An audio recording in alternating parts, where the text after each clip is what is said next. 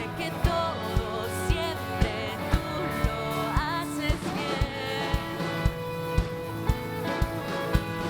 El mar abrirás, tu mano lo hará, tu amor todo lo vencerá. Yo sé que todo siempre tú lo haces bien.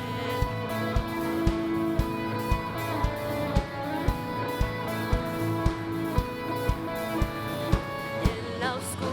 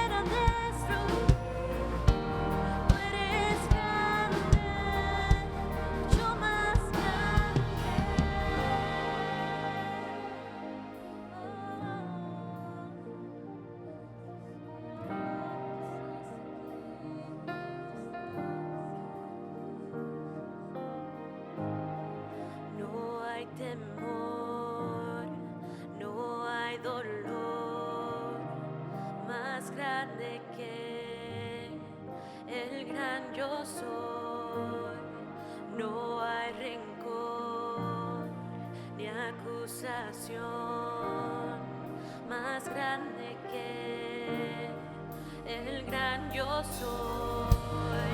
No hay temor, no hay dolor más grande que el gran yo soy. No hay rencor ni acusación más grande que el gran yo soy. No hay temor, no hay dolor más grande que el gran yo soy.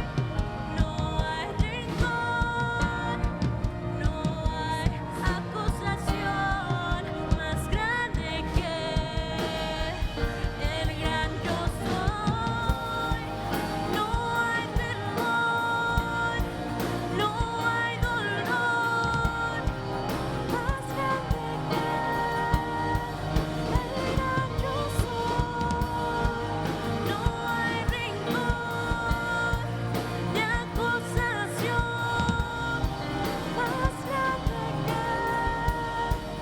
el gran yo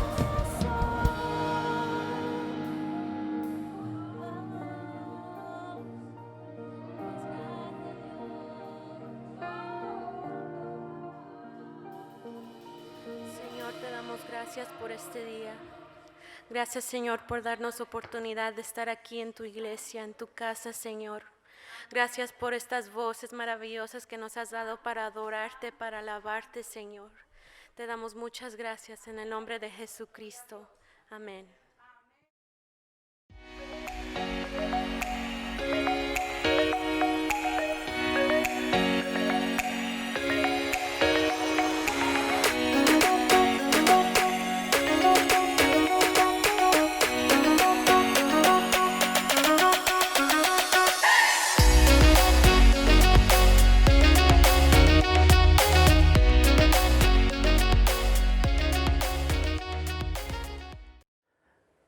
Dios les bendiga, amada iglesia. ¿Cómo amanecieron hoy? Estamos viviendo en tiempos difíciles, mas no imposibles de vivir. Porque para el que cree, todo le es posible. Glorificamos el nombre de Dios por la oportunidad que nos da de estar en este lugar para que juntos como iglesia podamos congregacionalmente glorificar su nombre. Pues sigamos orando por la salud de el pastor Luis y de algunos miembros de la familia, como ya escucharon, que resultaron positivos, pero para Dios eso es nada. ¿Okay? Dios obra de una manera especial y maravillosa. Pero sí es muy puntual que recordemos que debemos seguir las normas que se nos piden, pues, porque como hijos de Dios debemos ser el ejemplo. Debemos modelar para los que no conocen al Señor y ser ejemplo de obediencia. Amén. Bueno, me corresponde comenzar esta serie de verano. Por eso el videíto que ustedes veían allí, ¿no? Y damos gracias a Dios porque después del verano viene un nuevo amanecer para la iglesia. Pronto estaremos con el Señor. Por favor, ubíquense en la primera carta del apóstol San Pablo a los Tesalonicenses, capítulo 4. Primera a los Tesalonicenses, capítulo 4, versículos 1 hasta el número 12. Vamos a leer la Sagrada Escritura. Esa es la versión Nueva Traducción Viviente. Ok. Usted sigue en la Nueva Traducción Viviente y yo leo en Reina Valera 1960. Dice la palabra de Dios: por lo demás, hermanos, os rogamos y exhortamos en el Señor Jesús que de la manera que aprendisteis de nosotros como os conviene conduciros y agradar a Dios, así abundéis más y más.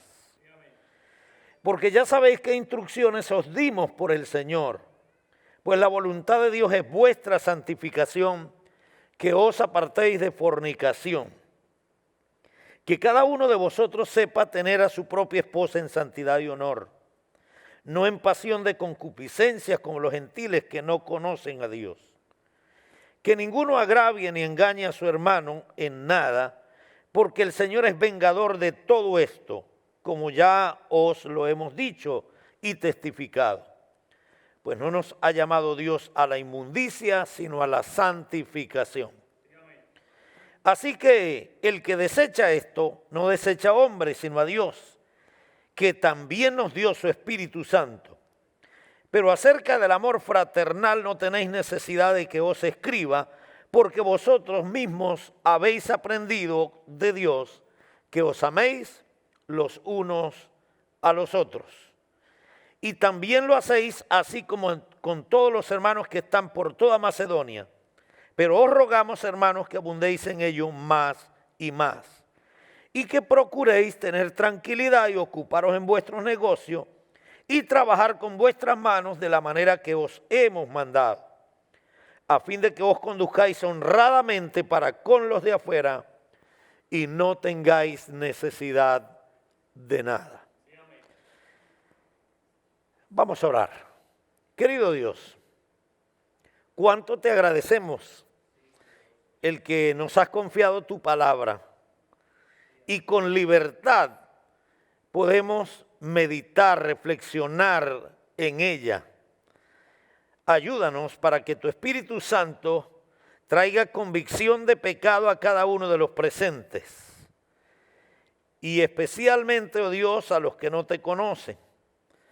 Queremos, Padre Santo, alabarte y glorificarte, porque eres bueno y para siempre es tu misericordia. Recordamos, oh Dios, ante ti la salud del pastor Luis Gabriel y de toda la familia, oh Dios amado, quienes están pasando por este proceso. Gracias porque tú estás con ellos para fortalecerlos, para bendecirlos y para levantarlos, oh Dios. Muchas gracias porque todo esto es necesario, pues tú nos procesas de alguna manera y tu palabra dice que todo nos ayuda a bien. Muchas gracias por hablarnos hoy. Ayúdanos a ser oidores y hacedores de tu palabra. En el nombre de Jesucristo, amén. La semana pasada escuchábamos un mensaje acerca de la segunda venida de nuestro Señor Jesucristo. Hay 3 eventos que están por suceder, por acontecer en estos días. El primero es el arrebatamiento de la iglesia. El segundo, la manifestación del hombre de pecado, la gran tribulación. Y el tercero es el regreso de Cristo con su iglesia. Cuando hablamos de arrebatamientos, estamos hablando del regreso de Cristo por su iglesia, luego la manifestación del hombre de pecado, del anticristo, el establecimiento del gobierno con un dictador mundial llamado el anticristo, y posteriormente el regreso de Cristo, ahora no por su iglesia, sino con su iglesia, donde todo ojo lo verá. Es una enseñanza clara que el apóstol Pablo o el Espíritu Santo a través del apóstol Pablo en 1 Tesalonicenses nos la muestra. Leía en el día de ayer una noticia interesante. El pueblo de Israel, las calles de Jerusalén, las calles de esta pequeña nación donde vive el pueblo de Dios del Antiguo Testamento, se está preparando para darle la bienvenida a su Mesías. Y cuando se habla de su Mesías, por haber rechazado ellos al Mesías que usted y yo tenemos, ellos están esperando a su Mesías, y el Mesías, por supuesto, es el anticristo. Inclusive dice la noticia que ya tienen preparada la túnica, el manto, el vestido que ese Mesías utilizará. Y tienen preparadas muchas cosas, es decir, el pueblo de Israel, la noticia que hay allí es que pronto la semana 70, de la cual nos habló el profeta Daniel en el capítulo 9 y capítulo 12, está por iniciarse. Y ellos se están preparando. Pero lo interesante es que nosotros nos preguntemos en este momento, ¿nos estamos preparando nosotros para el regreso, para el arrebatamiento de la iglesia? Y si nosotros reflexionamos un poco sobre la situación, cómo estamos viviendo, yo tengo que decir que gracias a Dios porque el coronavirus como que nos ha recogido un poco. Pero mientras el mundo y el pueblo allá de Israel se prepara para recibir a su Mesías, al anticristo, la iglesia parece que estuviera dormida, indiferente, fría espiritualmente.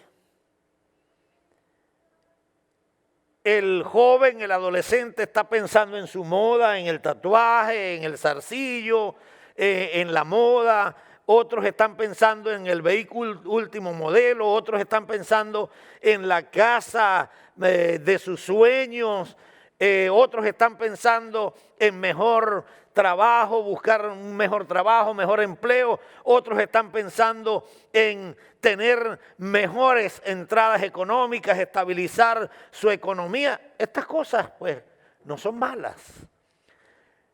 Pero nos están entreteniendo y estamos desenfocados en lo que Dios quiere que hagamos mientras esperamos su segunda venida. Estamos desenfocados, hermano. La iglesia del Señor está desenfocada. Gracias a Dios que el coronavirus como que nos ha hecho reflexionar un poquito. Y entonces como que nos hemos recogido un poco más. Hemos tenido cierto temor de seguir en las andanzas como creyentes, en el rumbo que llevábamos. Y ya como que pensamos mejor las cosas. No lo voy a hacer porque, caramba, estamos en los últimos tiempos y el Señor viene pronto. El Señor dijo que había enfermedades, pandemias, y no, ya estamos viviendo la primera pandemia. Entonces, como que nos frena la cuestión. Ahora, siendo que el arrebatamiento es una realidad y es lo que estamos esperando, cuando comience la semana número 70 de la que nos habló el profeta Daniel, en Daniel capítulo 9, inmediatamente, hermanos, es porque la iglesia ya ha sido arrebatada. Y esa es la esperanza más hermosa y gloriosa que tenemos. ¿Ok? Irnos con el Señor. Pero mientras no ha llegado ese momento, ¿qué hemos de hacer? Y sobre eso quiero que reflexionemos en esta tarde. ¿Qué hemos de hacer mientras llega el momento en que Jesucristo se manifieste para llevarse a su iglesia, que no vendrá hasta la tierra, llegará hasta las nubes del cielo? Pero ¿qué hemos de hacer? ¿En qué hemos de ocuparnos? El apóstol Pablo en 1 Tesalonicenses capítulo 4 versículo 1 al 12 nos da 3 cosas en las cuales usted y yo debemos ocuparnos mientras esperamos el regreso de Cristo. En primer lugar, debemos ocuparnos de nuestra relación vertical, mi santidad con el Señor. Cristo viene a buscar una iglesia sin mancha y sin arruga. Hebreos dice, sin santidad nadie verá al Señor. Entonces, debo ocuparme en primer lugar en santidad, en mi santidad. Fíjese lo que dice el versículo 1, Por lo demás, hermanos, os rogamos y exhortamos en el Señor Jesús que de la manera que aprendisteis de nosotros cómo os conviene conduciros y agradar a Dios, así abundéis más y más. Porque ya sabéis qué instrucciones os dimos por el Señor Jesús, pues la voluntad de Dios es vuestra santificación, que os apartéis de fornicación. Todavía a estas alturas, en el siglo XXI, la era del color, la era de la tecnología y la era de muchos adelantos científicos, todavía a estas alturas hay gente que se está preguntando, gente dentro de la iglesia, pastor, ¿y cuál es la voluntad de Dios para mi vida? Pastor, ¿y qué piensa usted? No, mira, aquí está claro, la voluntad de Dios es nuestra santificación. Es nuestra santificación. Ahora, hermano, hay argumentos de peso que el apóstol Pablo presenta. Número 1, es de parte del Señor. Versículo 1, os exhortamos en el Señor Jesús. Argumento número 1, fuerte. Argumento número 2, ustedes han visto nuestro ejemplo de la manera que aprendisteis de nosotros, le dice Pablo a los tesalonicenses. Entonces son dos argumentos fuertes. Ahora, ¿qué es lo que aprendieron? ¿Cómo os conviene conduciros y agradar a Dios? Y así abundéis más y más. En otras palabras, Pablo está diciendo, sigan las instrucciones que nosotros les hemos dado, no solamente compartiendo la palabra con ustedes, sino compartiendo nuestro ejemplo. Ustedes lo han observado.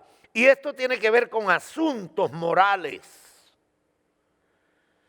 El apóstol Pedro, en su segunda carta, cuando dice añadid a la virtud,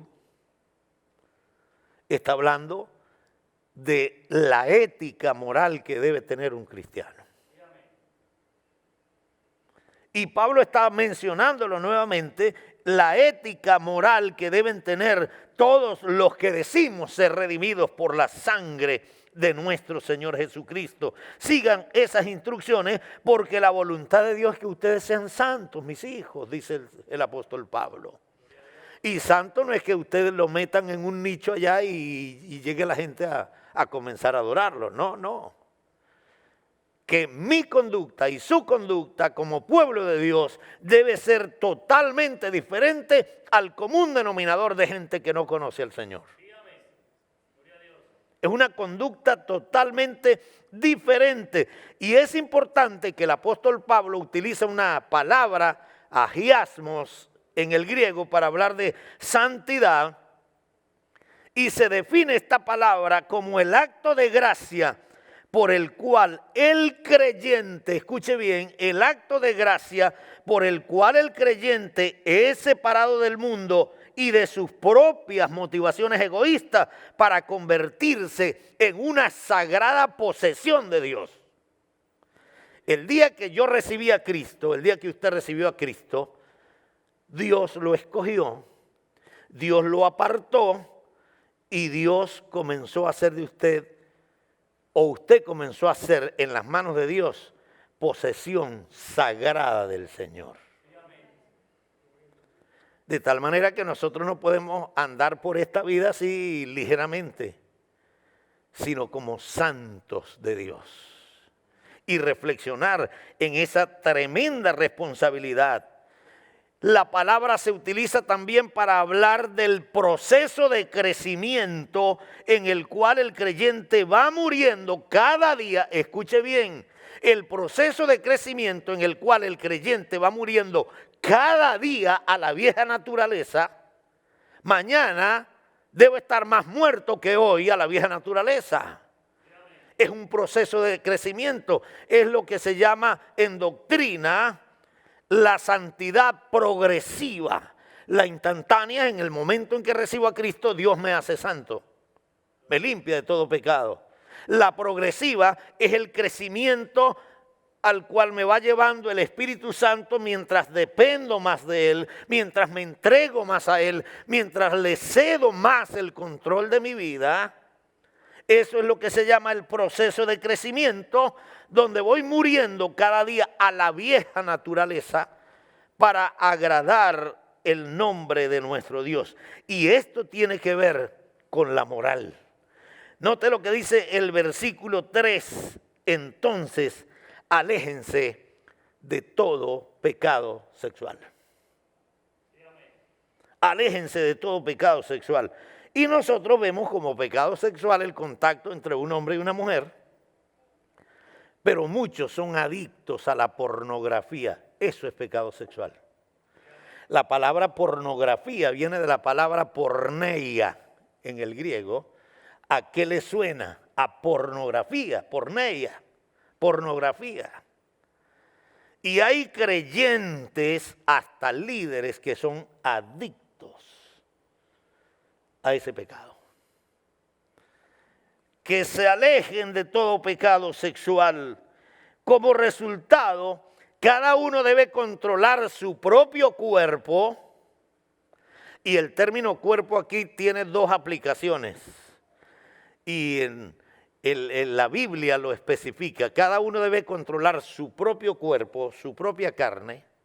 Pero también se refiere a la esposa. Que cada uno tenga a su esposa en santidad y honor.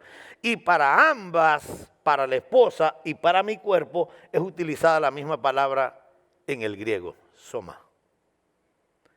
Entonces, mis amados hermanos, que yo tenga a mi esposa en santidad y honor, saber tener a su propia esposa en santidad y honor y cuidarme de no abusar y engañar al hermano metiéndome con su esposa.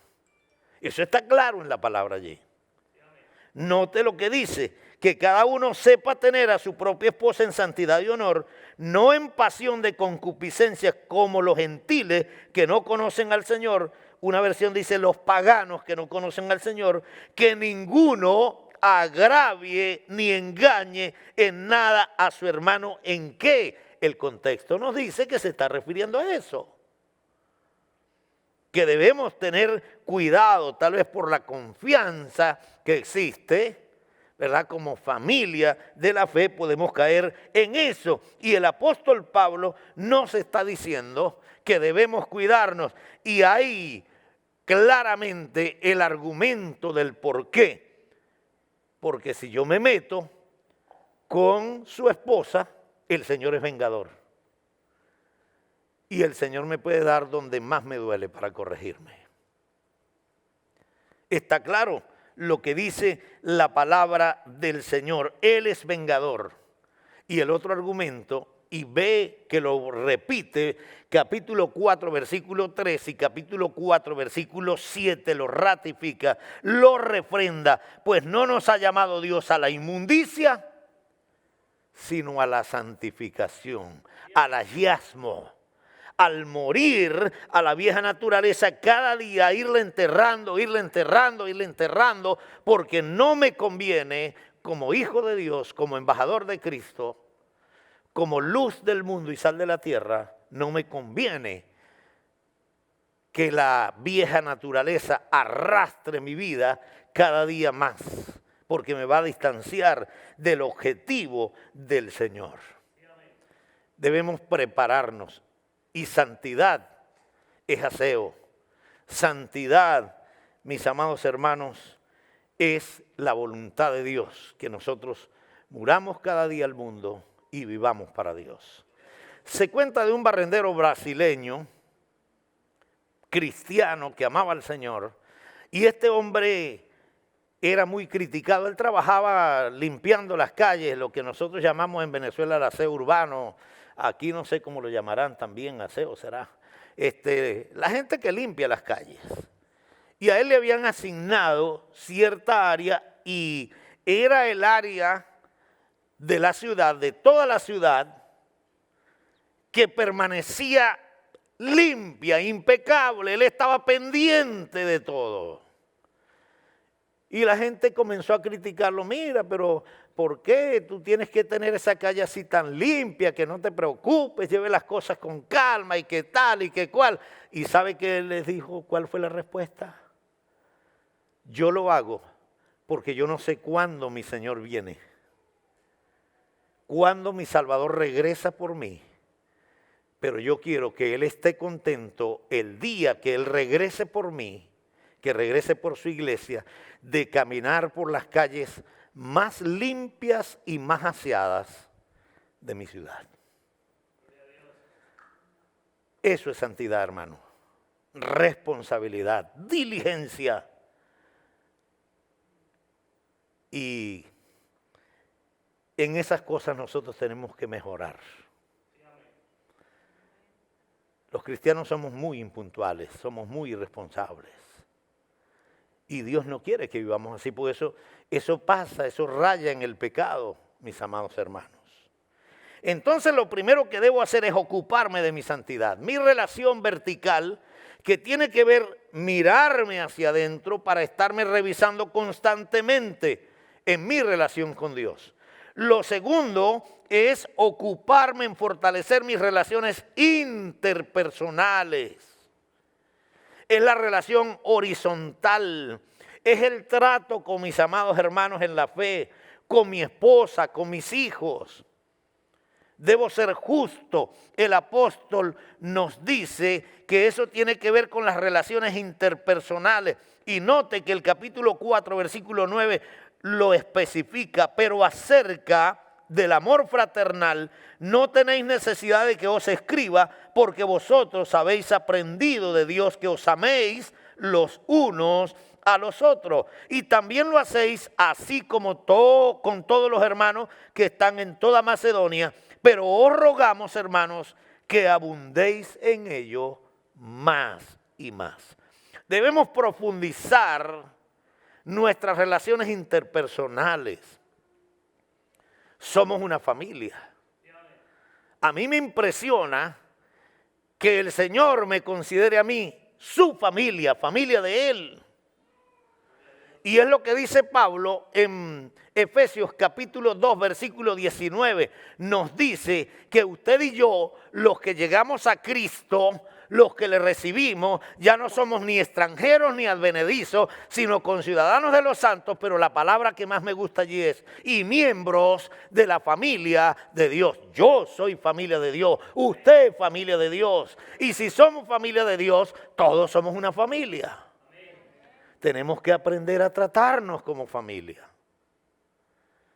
Tenemos que aprender a tratarnos como familia. ¿Y qué es esto? Profundizar en el amor fraternal. Y Pablo alaba a la iglesia de Tesalónica en capítulo 3, versículos 6 y versículo 12, cuando les dice, y el Señor os haga crecer y abundar en amor unos para con otros y para con todos, como también lo hacemos nosotros para con vosotros. Y el versículo 12, el 9, por lo cual, ¿qué acción de gracias podremos dar a Dios por vosotros, por todo el gozo con que nos gozamos a causa de vosotros delante de nuestro Dios? Y luego en el versículo 12 dice, y el Señor os haga crecer y abundar en amor unos para con otros y para con todos. Y me llama mucho la atención cuando uno llega a un sitio donde la autoridad le exige el documento. Coloco este ejemplo allá en Venezuela. En Venezuela hay muchas alcabalas. Seguimos con el colonialismo. Muchas alcabalas. Y es impresionante que hay una alcabala, por ejemplo, aquí a 100 metros, saliendo de este lugar a 100 metros, y luego 100 metros más allá te consigues otra alcabala para que te pidan igualito los documentos o del vehículo o suyo, y a 300 metros más hay otra alcabala. Es decir, que toda esa gente que han venido absorbiendo no hayan qué hacer con ellos, y entonces lo que han hecho es la proliferación de alcabalas por todos lados. Pero es importante que cuando le pidan a uno el documento de identidad, yo no puedo sacar el carnet del partido. si tengo un partido político. Yo no debo sacar ningún otro documento, porque allá es la cédula de identidad. Y si saco otro documento, probablemente o me meten preso o me coloca una multa por sacar el documento que no me pidieron. Hermanos, Juan capítulo 13, versículo 35 nos dice que el documento que nos identifica como cristianos es el amor entre nosotros. Cristo dice, en esto conocerán todos que sois mis discípulos, si tuviereis amor los unos para con los otros. No dice si usted canta, si usted dirige, si usted predica. La gente va a saber si usted es discípulo de Cristo. Porque usted predica, porque usted canta, porque usted dirige, porque usted pertenece a la coral, porque usted dirige el grupo de hombres, el ministerio de hombres. No. Y entonces, pero fíjese que hasta en esos detalles nosotros caemos. ¿Por qué? Porque vemos un hermano que siempre viene y nunca hace nada. Dice, no, ese hermano no es nada, ese no hace nada. Pero Dios dice que es miembro de su familia. Y que como miembro de su familia debemos estar unidos, profundizar. Y es interesante que las epístolas del apóstol Juan, el mismo evangelio de Juan, nos dice, les doy un mandamiento nuevo. Y ese mandamiento no es tan nuevo si nosotros lo vemos desde el punto de vista humano. No es tan nuevo que os améis unos a otros. Eso se sabe desde hace muchísimos años, desde hace muchísimos siglos. Sin embargo, para el Señor sigue siendo un mandamiento nuevo. Les entrego que ustedes se amen unos a otros. Y Pablo le dice a los tesalonicenses, mientras esperamos el regreso de Cristo, el retorno, el arrebatamiento, ahora es cuando más debemos estar unidos, fortalecidos en unidad, amándonos los unos a los otros. Y en esta situación que estamos viviendo a nivel mundial, necesitamos verdaderamente demostrar que somos una familia. Y que tú me interesas y que yo también gozo del interés tuyo. Que tu problema es mi problema. Que tu bendición es mi bendición. Y que estamos realmente unidos, fortalecidos. Y recuerden que el mejor testimonio que nosotros le podemos dar al mundo es que somos una familia en Cristo y que nos amamos los unos a los otros. No hay nacionalidad, no hay posición social, no hay color. Y no hay una cantidad de cosas que en el mundo nos separaban. Porque ahora en Cristo Jesús somos uno. En Cristo Jesús somos uno. Y número 3, mientras Cristo viene, mientras el arrebatamiento de la iglesia llega, debo fortalecer mi relación con el mundo. Uy, usted me dirá, ¿de qué me va a hablar, pastor? Si el Señor nos sacó del mundo. Sí, el Señor nos sacó del mundo. Es interesante el proceso que el Señor hizo. El Señor me sacó del mundo. Me dijo, vente para acá. Eso es lo que significa la palabra eclesía, en griego, para iglesia. Que el Señor me sacó de donde estaba. Pero mire lo que el Señor hizo. Después de que me sacó del mundo, el Señor sacó el mundo de mí. El Señor sacó el mundo de ti. Nos purificó, nos santificó. ¿Para qué? Para luego enviarnos al mundo a ser sal de la tierra y luz del mundo. A eso me refiero cuando debemos fortalecer, o cuando digo que debemos fortalecer nuestra relación con el mundo, ocuparnos del cumplimiento de la gran comisión. Nuestra vida es el testimonio vivo de que Cristo ha hecho algo en nosotros. el Señor Jesucristo le dijo a sus discípulos y a la multitud que le seguía, o a los creyentes, a los discípulos que le seguían, en el Evangelio de Mateo capítulo 5, versículo 13, vosotros sois la sal de la tierra. ¿Para qué se utiliza la sal?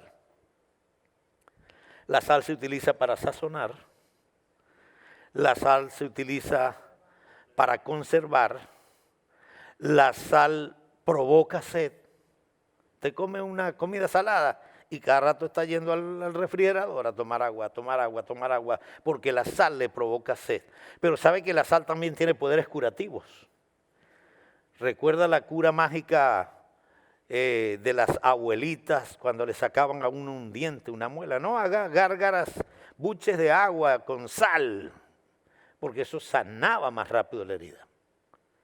Entonces la sal tiene muchos usos y todos son de beneficio. Si la Biblia dice que usted es sal de la tierra, usted está puesto aquí en este mundo para conservar al mundo. Usted está puesto aquí en este mundo para provocarle sed al mundo. Sed de Cristo. Usted está aquí puesto en este mundo para curar al mundo. Y para usted de contar. Pero luego Cristo dice que también nosotros somos la luz del mundo. Y donde llega la luz, donde hay electricidad, donde se encendieron las luces, se acabó las tinieblas. ¿Por qué las tinieblas no se han acabado en este mundo? ¿Será que nosotros no estamos brillando como debemos brillar? Yo no voy a criticar, decir que sí, o que no, no. Es una cuestión que debemos nosotros reflexionar. ¿Por qué hay tantos miembros de mi familia impías? ¿Será que yo no he brillado entre los miembros de mi familia? ¿Por qué mis padres, mis hermanos, mis primos, mis primas, mis tíos, mis tías, por qué no siguen al Señor? Si hace tiempo que yo me convertí, pero me convertí en verdad. He nacido de nuevo. He sido luz del mundo y sal de la tierra para ellos. ¿Y cómo lo muestra el apóstol Pablo? Mire, en el versículo 11, capítulo 4, procuréis tener tranquilidad. Hermano, en esta pandemia, que el mundo que no tiene a Cristo se asuste. Ellos tienen razón, porque no tienen a Cristo en su corazón. Pero que los cristianos anden angustiados, desesperados, muriéndose de infarto, porque andan asustados por la pandemia. No. Pastor, ¿por qué usted anda tan tranquilo? Bueno, porque si me da, gloria a Dios. Y si me muero, yo sé para dónde voy. Pero si usted no sabe para dónde va, pues tiene razón de desesperarse. La primera vez que me intervinieron en el hospital anticanceroso de la ciudad de Caracas, de un pequeño tumor que tenía, y yo veía que dos señoras estaban como desesperadas, ¿no? Allí reúnen a los pacientes, el nutricionista les da una charla de cómo deben alimentarse mientras estamos allí, por qué nos dan el desayuno a las 7 de la mañana y el almuerzo a las 10 y la cena a las 4, y por qué la cena es una gelatina o es un consomé sin nada de nada, pura agüita y con sabor. Todo eso nos lo explicaba, pero cuando ya fuimos muy temprano para que nos dieran la charla el anestesiólogo, entonces había dos señoras que asustadas y conversaban una con la otra, y de pronto una de ellas me dice: señor, ¿a usted lo van a operar? Sí, a mí me van a operar. Pero ¿por qué usted está tan tranquilo, señor? Yo le digo, bueno, porque mi confianza está en Cristo, y si Dios quiere que yo me muera en el quirófano, me moriré allí, pero yo sé a dónde voy. ¿Y ustedes por qué están tan nerviosas? Dice, ay, tiene razón, usted tiene razón. Es que nosotros, mire, éramos cristianas y estábamos descarriadas, o estamos descarriadas y tenemos miedo de morir en esa condición. Porque el cristiano que anda mal tiene miedo. Es normal que el miedo a veces nos invada porque es la parte humana. Pero recuerden que el Señor dice, yo estoy con vosotros todos los días hasta el fin del mundo. No temas porque yo estoy contigo. No desmayes porque yo soy tu Dios. Entonces la recomendación es aquí, mientras el mundo anda desesperado por esto de la pandemia, ¿y será que viene? Y pastor, ¿y cuándo se irá a acabar esto? Yo estoy seguro que algunos de sus compañeros de trabajo, de sus vecinos, te han preguntado, hermano Petit, mira, ¿y será que esto se va a acabar? Ender, ¿y será que esto se va a acabar? ¿Qué opina usted? Johnny, ¿qué opina usted? Sí, nos preguntan. ¿Ok? Ellos andan intranquilos, andan angustiados, andan desesperados. Pero el apóstol Pablo le dice a la iglesia de Tesalónica, mientras el Señor llega a llevarse su iglesia, ustedes procuren estar tranquilos. No se desesperen. Estén tranquilos. Número 2, ocúpense de sus propios negocios. Cumpla con su responsabilidad. Vaya a trabajar. Yo no sé cuántos años tiene usted en el Evangelio, pero en Venezuela se veía mucho esto de que algunas denominaciones le decían a uno, joven, no, ¿y para qué estudia, chico? Si Cristo viene pronto, tú no necesitas estudiar. ¿Para qué vas a trabajar si Cristo viene pronto?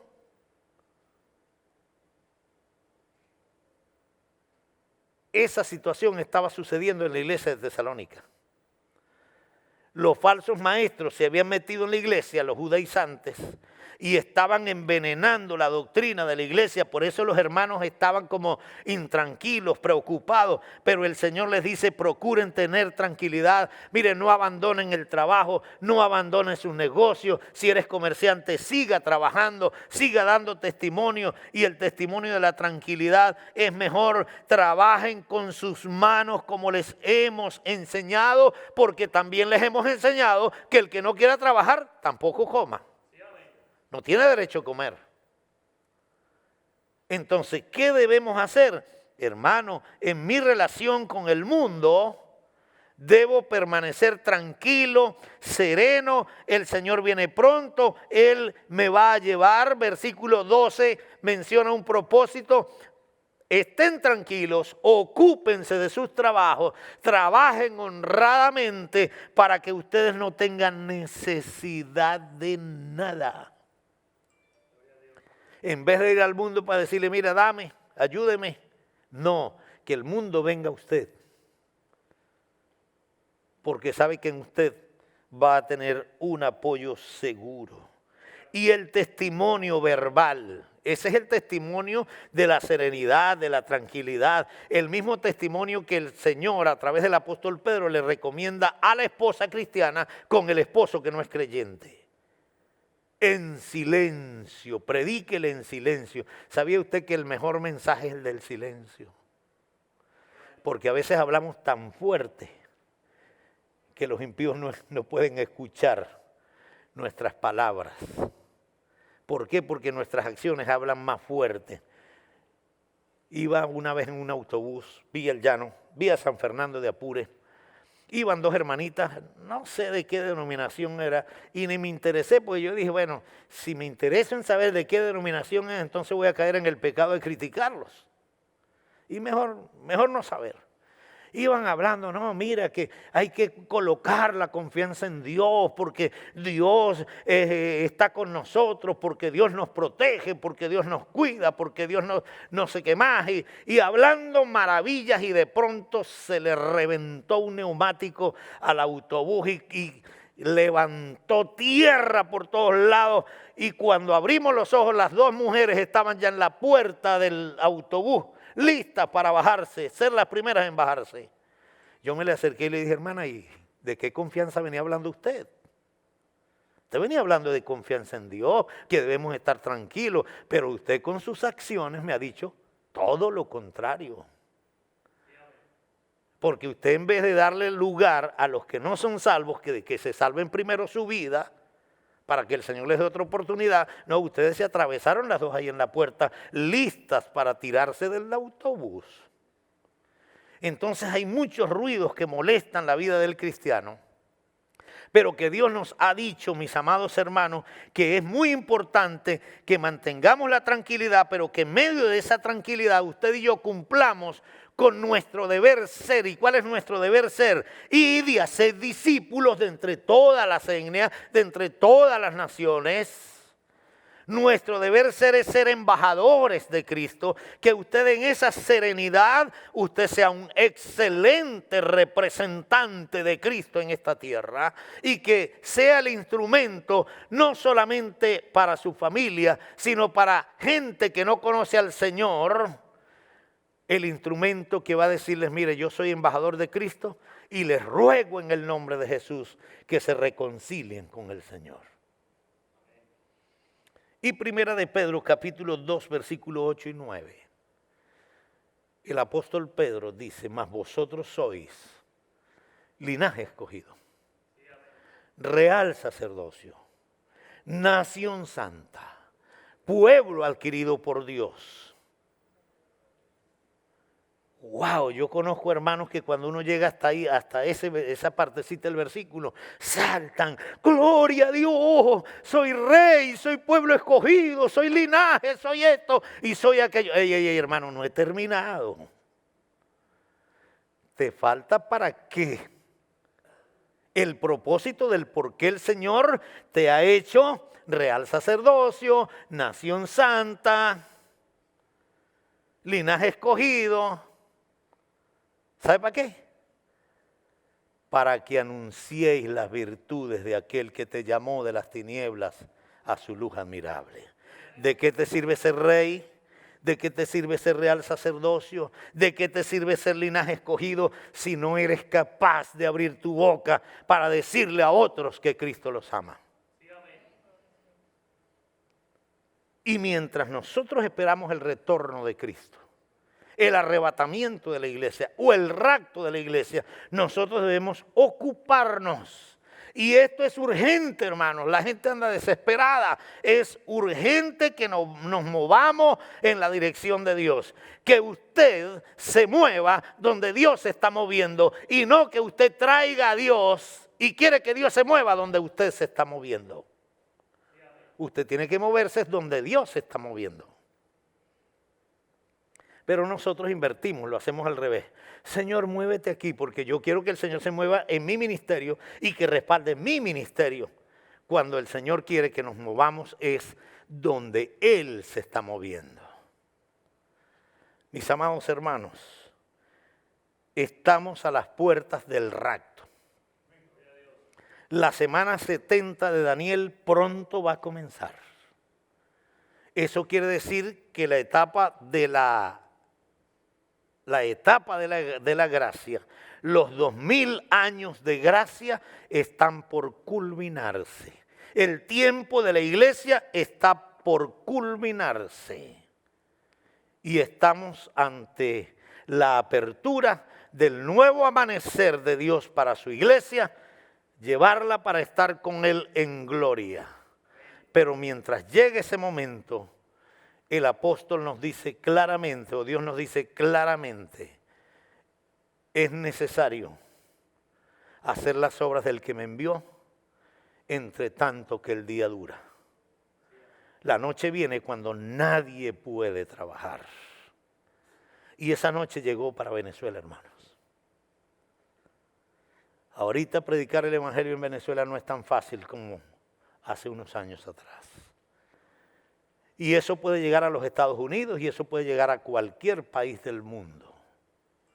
Porque cuando el gobierno del anticristo se manifieste, los únicos que van a predicar son los 144,000 que ya Dios tiene escogidos, pero la iglesia se irá con el Señor. Se acabó el tiempo de ganar un alma, se acabó el tiempo de edificar un alma, se acabó el tiempo de hacer un discípulo, porque ya usted estará con el Señor. Pero mientras estamos aquí, ocupémonos en lo que el Señor quiere que nos ocupemos. Querido Señor, gracias.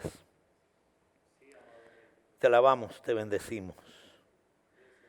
Eres bueno y para siempre es tu misericordia. Oh Dios, el mundo se prepara para recibir el reinado del anticristo.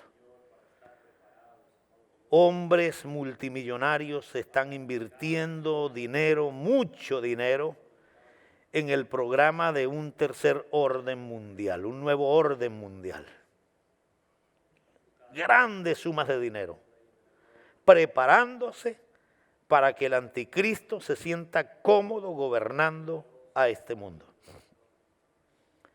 Señor, ayúdanos a invertir lo que tenemos, nuestra vida, nuestro tiempo, los recursos que tú nos permites tener, en ganar almas para ti, en hacer discípulos, en conquistar almas para ti. Pronto vienes y ninguna de estas cosas nos vamos a llevar, pero sí nos llevaremos fruto que va a brillar por la eternidad. Almas de hombres y mujeres que vendrán a ti, oh Dios, por el trabajo que tú nos has encomendado. Señor, ayúdanos a estar preparados para ese gran y hermoso día. Te alabamos. Siga orando, iglesia. Si hay aquí algún amigo, alguna amiga que no conoce al Señor Jesucristo y que desea comenzar a prepararse para irse con el Señor, con su iglesia, cuando Él venga a levantar a su pueblo. Si hay un amigo que nunca ha hecho una decisión por Cristo, yo le invito para que hoy haga esta oración conmigo. Dígale: Señor Jesús, reconozco que soy pecador y hoy quiero, reconociendo que tú eres el único Salvador, quiero entregarte mi vida. Quiero pedirte que perdones mis pecados, que me limpies con tu sangre, que anotes mi nombre en el libro de la vida. Te doy gracias por tocar mi corazón y darme el regalo de la vida eterna.